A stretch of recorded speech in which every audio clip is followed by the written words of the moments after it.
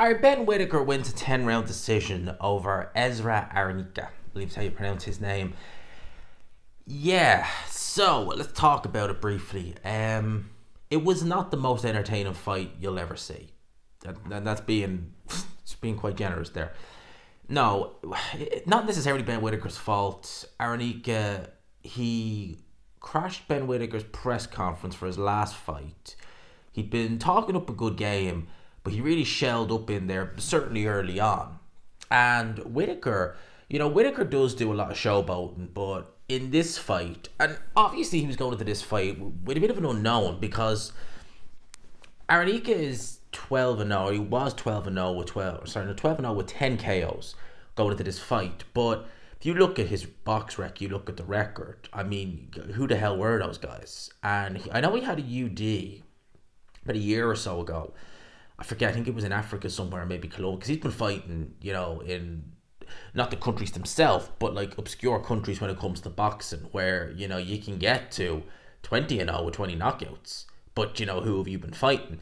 And he had a close UD, and when you're looking at it, I think the guy had nine losses or something. When you're looking at a guy with a record like that, 12-0, 10 knockouts, he's not really mentioned. You don't hear him. You don't hear other boxers saying, "Oh, I had this guy in camp. Have a look at him," because that's kind of how word of mouth gets round. I remember when Boots Ennis got to, I think he was 20-0. Even a little bit before that, people were talking about him, and there's people because at the time, I remember Ortiz was Virgil Ortiz was very much the talk about guy, and people were saying, "No, look at this Boots Ennis kid." There's been none of that with this guy, so you kind of looked and thought, okay, he's probably not fighting the greatest. How is he going to look in there against Ben Whittaker? He'll probably come to fight because he's been really bigging himself up and all that. He no, he shelled up pretty quick in there. I don't think Ben Whittaker. You see, a few worries I would have about Ben Whittaker. All right, now I'll be the first to say punching power isn't everything. It's not. It genuinely isn't. Depending on the style you have, look, it's better to have punching power than not. I think any fighter will tell you that. But depending on the style of what way you're going to do things in the ring, it does help to have it. And when I look at someone like Ben Whittaker, and I don't really see a devastating puncher there.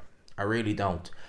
And with his style, against this caliber of opponent, it's fine to, just go through the motions, have a 10-rounder. And again, it wasn't the most entertaining 10 rounds you'll ever watch. That was largely not down to Ben Whittaker. That was largely down to Arenyeka really shelling up early on. Or Whittaker just kind of, going through the motions, putting a very good boxing display. You can see the talent there. But, for the casual fans, because Ben Whittaker is starting to get that following. People like him. They're talking about him. A fight like that where, you're seeing a bit of showboating and stuff like that, but for the most part, it's a little bit dull at times. Might not help. But going back to what I was saying about punching power, when I was looking at Whittaker in there, I was thinking, okay, he will improve, and you can improve punching power certainly, but with that style, the movement, the relying on reflex, the athleticism, something like that, a style like that, you really need punching power to really keep your opponent honest.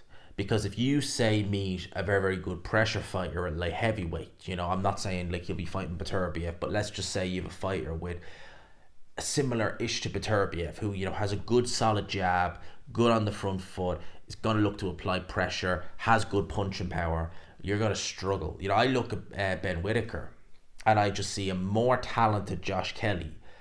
But when I looked at Kelly, I was thinking there's a lot of reasons as to why that was never going to work. But punching power was one of them. He didn't have the power to keep these guys off. And we saw that when he fought Arenyeka. And Arenyeka was just like, oh, I'm going to be all over you like white to rice. I'm wondering will something similar happen to Ben Whittaker. I think he's better than Kelly. And I think he's got more tools to his game than Kelly did. But when I look at Whittaker, I was just like, oh, there's things there. Punching power wise, I'd be a bit worried. I'd be a little bit worried. But for the most part, not to knock his performance. It was a fine performance.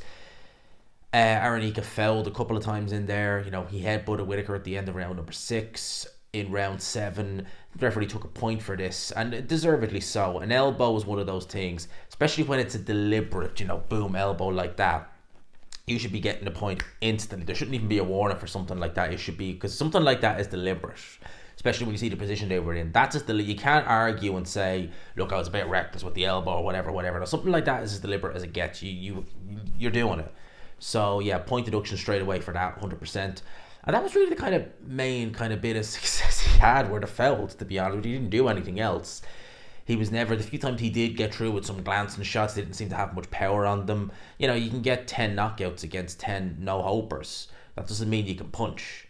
You know, you look at certain guys' records who fight over there, you know, in certain countries like Hungary and places like that. You get to 12-0, 12 knockouts, doesn't mean you can punch. So Ben Whittaker never in trouble. Not exactly the most entertaining fight you'll ever see, but it's a good display of what Whittaker has in his arsenal. He is fast. He has good head movement. He has good reflexes. He's got long arms. He knows how to use them. He can pick the shots actually quite well to head and body. I like that. Near the end of round number 10, Whittaker did appear to rock Arenyeka slightly. And that's something I didn't like, because he did seem to have his guy in a little bit of trouble.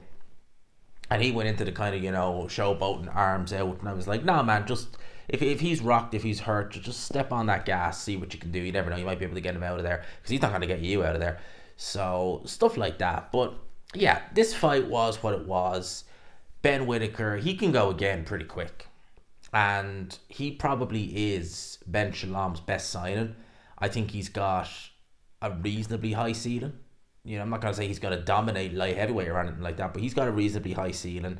I think he's going to do very well. And he is going to be possibly Britain's next big star in terms of boxing. You know, the likes of Tyson Fury retire, Anthony Joshua. You look at the domestic scene in Britain. You look across, you know, all the UK, and you're like, who is the guy? Who is the guy to? They're probably not going to get as big as those two. It's going to be very hard to find any British fighter in the next probably decade who'll be as big as those two guys were. But who can get the closest? And I think Whittaker is that guy. If he's managed right and he improves, I think he needs maybe to get a different trainer in the team. You know, I think I look at him and I think that someone like a Dom Ingle or a Grant Smith would be a very, very good fit with him if he wants to stay based in the UK. If he wants to go to the States, obviously he trained with Sugar Hill Stewart. Don't understand. I would imagine geographically, maybe that was the reason. But if he wants to base himself in the States, Sugar Hill, go back to him. If you're looking to maybe be a little bit more aggressive in there, you know, look to really, you know, go through the gears, maybe someone like a Derek James or Freddie Roach over in California. But yeah, there's a lot to work with Ben Whittaker. I think he's clearly not the finished article, but there's a lot of good there. So he's got a good foundation. That's all what I'm saying. That's my thoughts on Whittaker versus Erza Arenyeka. Let me know yours in the comments. At the end of the day, it was an easy win. I mean, it was 189 or something like that on one of the judges' scorecards. I couldn't find a round to give to the guy, but apparently two of the judges did. Fair play to them. They obviously were feeling generous. Let me know your thoughts on the performance on Ben Whittaker as a whole in the comments. Let me know. I'll talk to you. Peace.